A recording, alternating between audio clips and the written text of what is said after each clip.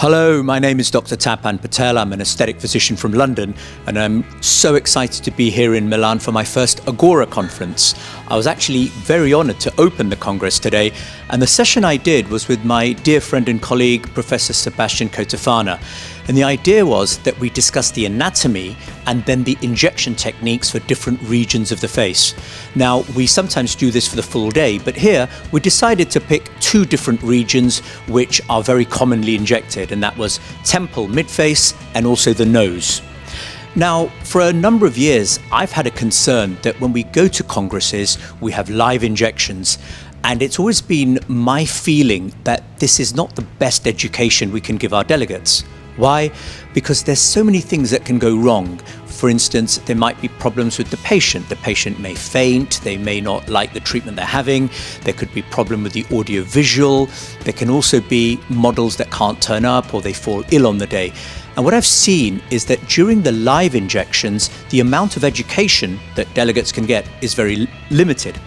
So what we work on is the idea that we can deliver the anatomy, and that we do that with a series of videos and dissection and also explanation. We can go through the scientific articles. Now, Prof. Cotofana has published more than 300 articles, so he can draw on that extensive experience, and we can put those in the presentation to highlight why a particular technique could be better or worse than a different one. So we set the scene by discussing the cornerstone, which is the anatomy. For instance, in the temple, we discuss the different layers of the temple. We talk about the vascular risk. We then talk about the different techniques and which layer each technique is addressing. And once the delegates have understood this from an anatomical basis, then we will showcase the individual techniques with some very high definition video. And the advantage here is not only that the video only showcases the important aspects of the technique, it's very high definition, so they feel they're in the room watching the injection. But more importantly, we can show what the patient looks like immediately afterwards, and in some cases at 3 months or 6 months.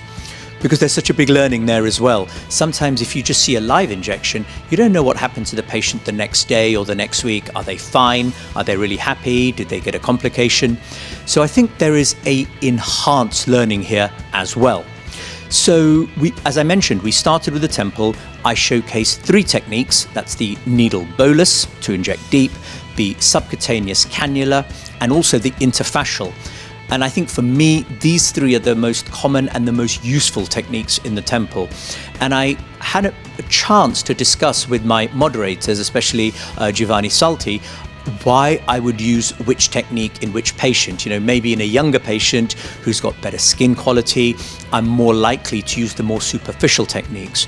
In an older patient, if I find that the skin is a bit thinner, there's some dermal atrophy, I'm less likely to put the product superficially because it may just look more puffy and it may be less forgiving. So once we covered the temple, we then moved on to the midface. Now, of course, the midface is all of the region in the anterior and lateral cheek. So it's impossible to do that in the 1-hour session we had. But I wanted to focus on the lateral because I think, again, from the anatomical principles, we know there's a line of ligaments in the face. We also know that when we inject posterior to that line, we can get certain interesting effects. We can reflate the tissues that have deflated with the aging process, and in doing so, we can improve the contours and the shadows in the face. I don't believe that these non-surgical treatments lift, but what they can do is give an optical illusion that makes the patient look better. It makes the patient look less saggy, and all we're really doing is replacing the volume that the patient has lost, but doing it in a very precise and anatomical way. So my idea was to showcase the cannula technique for treating the preauricular region. Now, once we did that, then we moved on to the nose. Now, nose treatments with filler is popular, but it's also considered by most experts, including myself, as one of the most high-risk injections we do. And again, when we understand the anatomy, we understand there are safer ways of doing this technique. I don't think any injection can truly be considered safe because there's always a risk.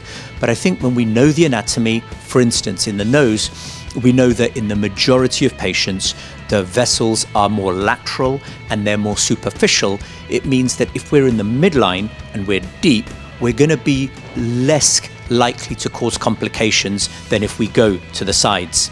So what I did is, again, I showcased a very simple technique here in a younger patient who had a little bit of concavity below the dorsal hump. She just wanted a better dorsum, and I showed how with just 2 or 3 well-placed injections using a very small amount of product, we could really create the contour of a much better nose. Now, once we did that, we showcased the importance of the impact of the treatment. I went on to say there are other ways that we can look at what our results are doing. One, of course, is patient satisfaction. The other is using some of the imaging software we have that can show, for instance, by a color map, which areas have gained volume, which areas have lost volume. And I think when we do that, it just is another way of making sure that we're getting the results we truly want. So I think if I had to summarize what we were trying to do in our session, the first was understand the importance of the anatomy, make sure that it's relevant to the injector, because of course the anatomy that a facial plastic surgeon needs to know or an ENT surgeon needs to know is slightly different. Once we know that the injection anatomy is relevant, we therefore try to reduce the risk, but also improve the natural results. And when we do that, we want to try and make this scalable. We want to make sure that all those new injectors that come into aesthetics get the benefit of this high quality education. And then finally, we have to stay relevant. You know, just walking around the hall here, I see new stands every time I go, new products, new devices. And for someone like me who has the opportunity to travel around and see these things, I can't keep up. So I think for the delegates and our colleagues, our job is to make sure that our teaching remains relevant to all the new products as well, so that we can incorporate these things. So in summary, I think it was a lot of information that we delivered in that 1 hour. I was thrilled to be asked to do it. I look forward to the feedback and the constructive feedback. And like I said, for me, I think this is the blueprint of how anatomy and injection technique education should be delivered at all congresses. One of the other things that, of course, we have to discuss with the patients is not just the type of technique, but choice of material. For instance, we have high G' products, low G' products, medium, needle, cannula. And this again is an important consideration because how we inject not only determines the safety, but it can also determine the outcome. All patients have a budget, and it's our job to make sure we give them the highest quality outcome, but with the least expenditure that they have to put on that treatment. So we know, for instance, that when we inject deep in the temple, it may be a more straightforward technique, but we use a lot more product. When we inject more superficially, we can get a result with less product, but it just takes a little bit of practice to get the nice outcomes. And I think this is another thing that injectors learn and they like to improve on, the ability to choose the right tool, the right device, the right delivery, the right technique to make sure that every treatment they're delivering hits all those tick boxes. Now, it is important to understand that we can't do everything we do just with injectable treatment. And I think there was a time when we would, for instance, try and improve those static lines and wrinkles on the face with superficial placement of HA filler. I think when we're talking about skin quality, my personal view is that this is one area where, other than neurotoxin for the movement and the dynamic wrinkles, I think I prefer devices. So if somebody has fine lines, crepey skin, a bit of sagging, but it's mild, I prefer to treat that with lasers or microneedling. I've never found that injectable treatments are useful. However, once we give the patient a better skin, we can, of course, use skin quality injections like a very low concentration of HA to provide long-lasting hydration and smoothness and elasticity. I think over the next few years, we're going to see more products, whether it's polynucleotides or other biostimulators used in this regard.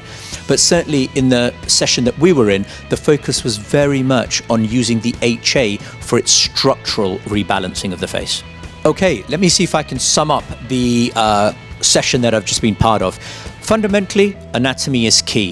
When you understand the anatomy, it guides your techniques. When it guides your techniques, it tries to steer to safer outcomes, but also better, more natural outcomes. And over time, this is more scalable. Ultimately, what we want to do is deliver the best patient outcomes, but the biggest challenge is going to be learning about all the new products and devices that come onto the market almost every week. That's all I want to say on the matter. Thank you very much. Ciao.